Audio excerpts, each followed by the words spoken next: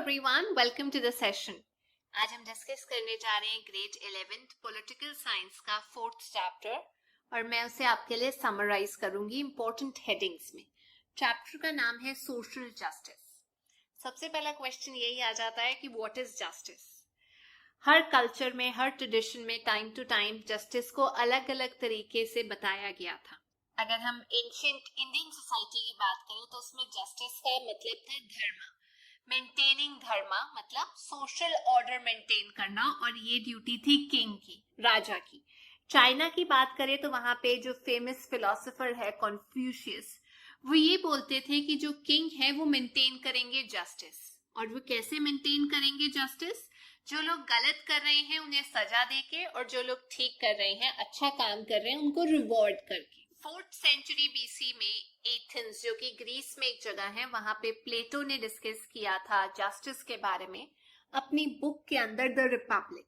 वो इंस्पायर हुए थे अपने टीचर से, सोक्रेट्स से, जिसे वाइजेस्ट मैन बोला जाता था, और उनके इंटेलेक्ट के लिए जो एस्टैब्लिश्ड प्रैक्टिसेस थी ना, वो उन्हें क्वेश्चन करते थे, तो उनको उनके इंटेलेक्ट के लिए मार दिया गया था। तो जो आइडिया है जस्टिस का, उसमें ये बोला जाता है कि हर इंसान को उसका ड्यू मिलना चाहिए, उसका शेयर मिलना चाहिए। अब ये जो ड्यू है, ये जो शेयर है, ये एक इम्पोर्टेंट पार्ट है हमारी अंडरस्टैंडिंग का जो जस्टिस से रिलेटेड है। जो जर्मन फिलोसोफर है इमैनुअल कांट, वो बोलते हैं ह्यूमन बीइंग्स के अंदर डिग्निटी है, रिस्पेक्ट करना चाहिए उस डिग्निटी को।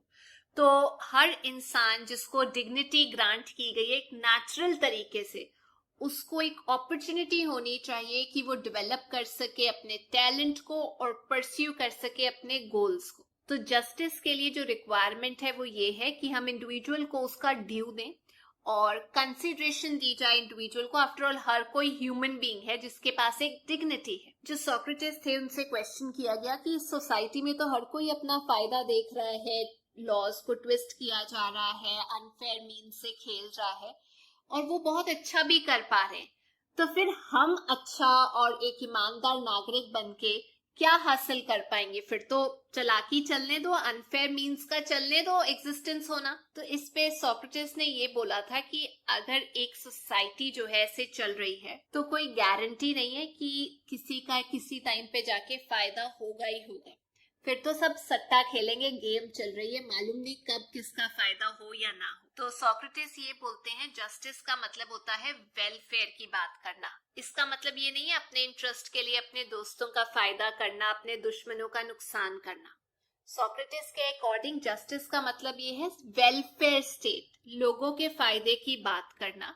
जैसे एक doctor caste, colour, religion, sex, gender नहीं देखते, वो सिर्फ इलाज करते हैं, वैसे ही जस्टिस ग्रांट किया जाना चाहिए। अब जस्टिस के 3 इंपॉर्टेंट डायमेंशंस हैं, आप कह सकते हैं प्रिंसिपल्स हैं। सबसे पहला प्रिंसिपल है इक्वल ट्रीटमेंट फॉर इक्वल्स, यानी कि इक्वल इंपॉर्टेंस मिलनी चाहिए हर इंसान को। प्रिंसिपल ये कहता है कि इक्वली ट्रीट करना चाहिए हर इंसान को।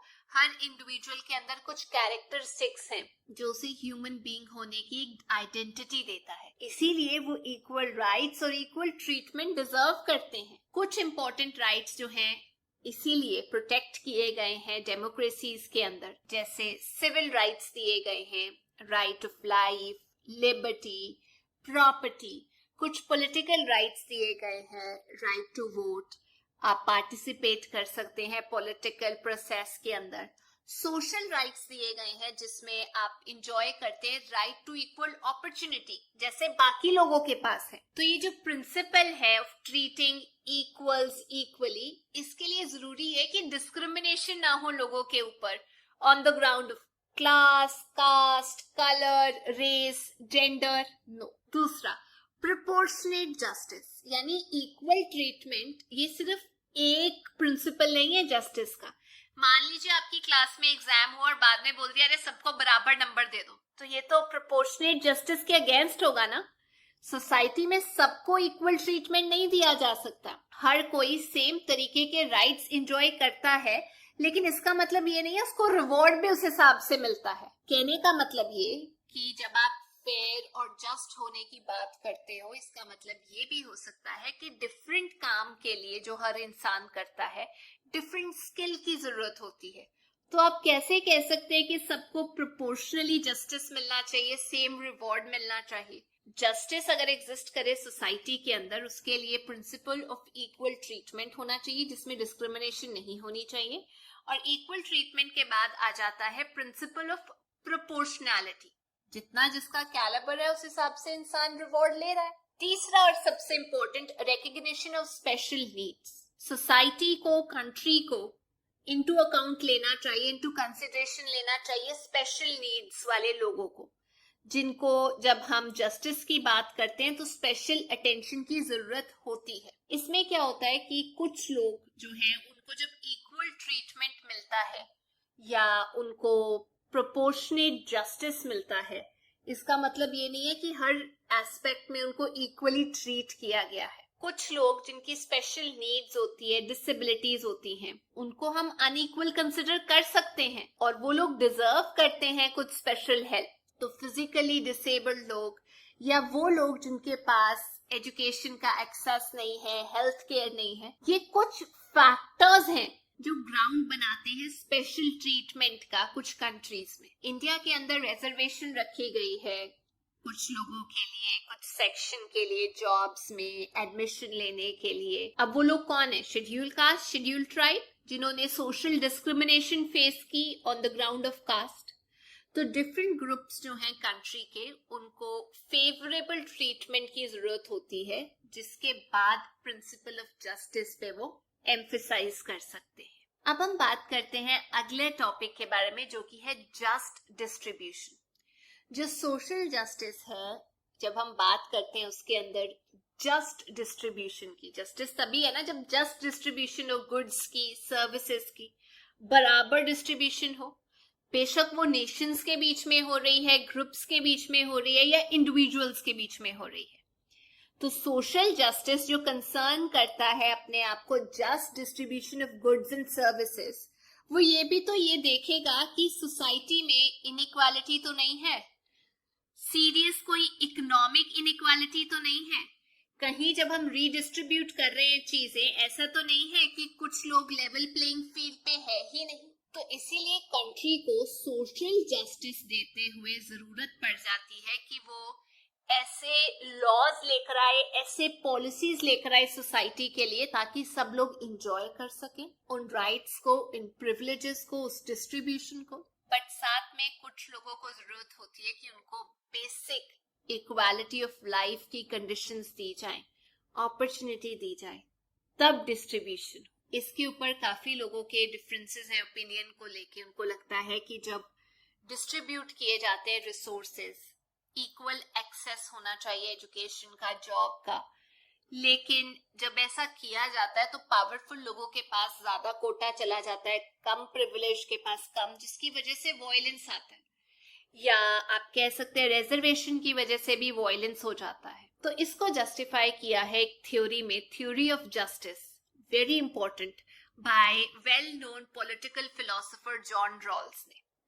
उन्होंने कहा कि रैशनल जस्टिफिकेशन होनी चाहिए जब आप किसी को हेल्प कर रहे हो, स्पेशली जो लीस्ट प्रिविलेज्ड मेंबर है सोसाइटी का। इनका फंडा मुझे बहुत अच्छा लगा। वो कहते हैं आप किस तरीके से एक फेयर और जस्ट रूल एग्जिबिट कर सकते हो। जब आप मान लीजिए अपने आप को डिसीजन मेकिंग पोजीशन पे रखते हैं सोसाइटी में, और आप पहन लेते हैं वेल ऑफ इग्नोरेंस, एक घूंघट इग्नोरेंस का, आपको नहीं पता आपका बर्थ कहां पे होगा। अभी के जो रिश्ते नाते हैं आप वो तोड़ दीजिए, कास्ट, जेंडर, फैमिली, वो छोड़ दीजिए, उसको बायस में मत आने दीजिए, उसको मत कंसिडर कीजिए। आप ये मानिए कि आपको नहीं पता आपका बर्थ कहां पे होगा। आप वो सोच के लोगों के लिए जो पॉलिसीज हैं, जो जस्टिस है, उसकी बात कीजिए। तो जब आप वो सोच के कोई प्रिंसिपल पे पहुंचेंगे, पॉलिसीज पे पहुंचेंगे, तो आप वर्स्ट ऑफ सेक्शन के लिए भी भला सोचेंगे, आप डिसएडवांटेज सेक्शन का भी भला सोचेंगे, क्योंकि आपको ये लगेगा अगर मेरा वहां जन्म हो गया तो मुश्किल है, हम अपनी आइडेंटिटीज नहीं भूल सकते। लेकिन इसके लिए जब आप जस्टिस देते हैं, सोशल जस्टिस की बात करते हैं, इक्वालिटी की बात करते हैं, तो रैशनल अप्रोच होना जरूरी है। इस टाइम पे वेल ऑफ इग्नोरेंस को पहनना बहुत जरूरी है ताकि आप रिगार्ड कर सके कि सबका इंटरेस्ट होना जरूरी है, कवर होना जरूरी है।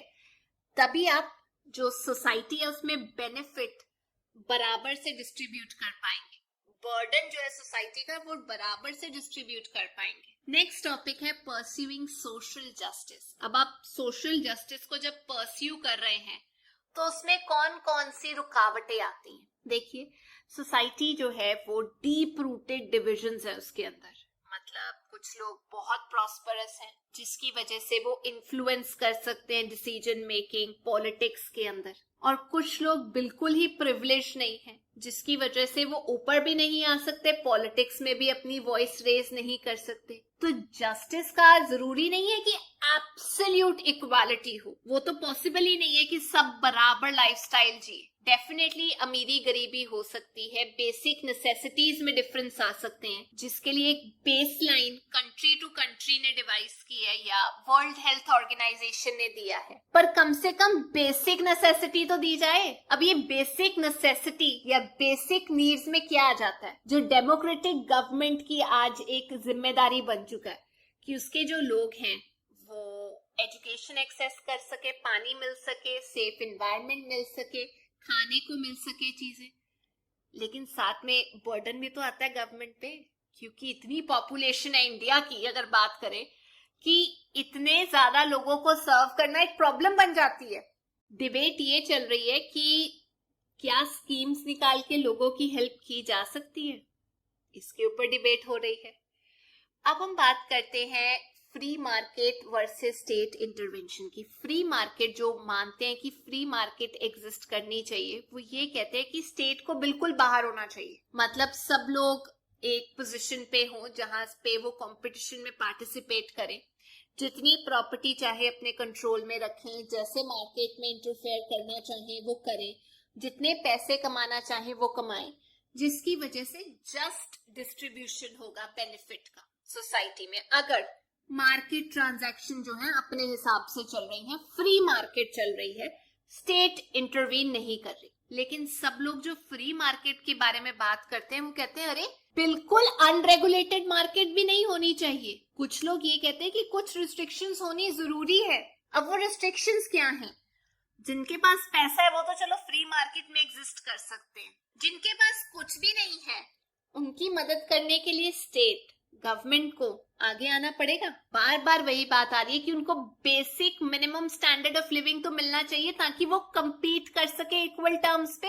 एक आर्ग्यूमेंट ये भी रखा गया है in favour of market distribution कि ये हम लोगों को ज्यादा चॉइसेस देता है कि ठीक है फ्री मार्केट है, सब लोग को ज्यादा चॉइस मिल रही है, कंज्यूमर्स जो हैं वो चूज कर सकते हैं। एक आर्ग्यूमेंट ये भी बोला जाता है in the defence of free market कि जो प्राइवेट एंटरप्राइजेस हैं वो क्वालिटी देते हैं सर्विस की, वो काफी बेहतर होती है as compare to what government institute हमें दे रहे हैं। लेकिन फिर वही बात आ गई कि ये जो कॉस्ट है ये अमीर लोग ही कर सकते हैं, उसको एक्सेस गरीब लोग तो कर नहीं सकते।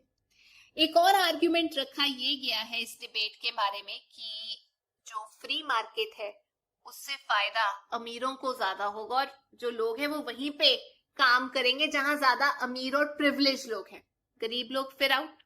पहले तो वो पार्टिसिपेट नहीं कर पाए, फिर एज अ कंज्यूमर भी नहीं आ पाए।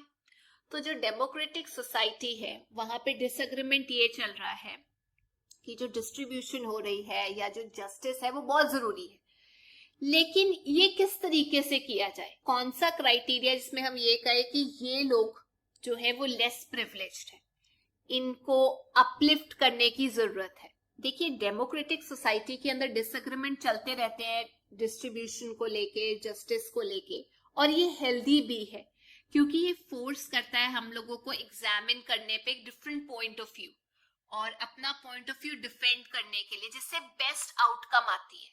तो politics is all about negotiation of such disagreements जो डिबेट के थ्रू होती है। तो ये थी आज की क्लास। आई होप आप लोगों को समरी समझ में आ गई है। अब हम नेक्स्ट क्लास में मिलेंगे, बट अगर आपको ये वीडियो अच्छा लगा please make sure you like, share and subscribe. Till then take care, bye bye.